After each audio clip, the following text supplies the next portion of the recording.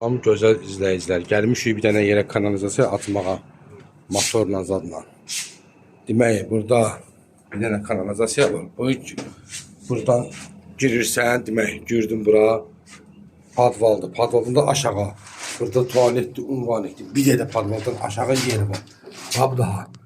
Burada bu əl göstərdiyim yeri, balaca deşikdir. İçəridə motor yanıb, motorun çıxardırmışıq, təzəsini aldırmışıq.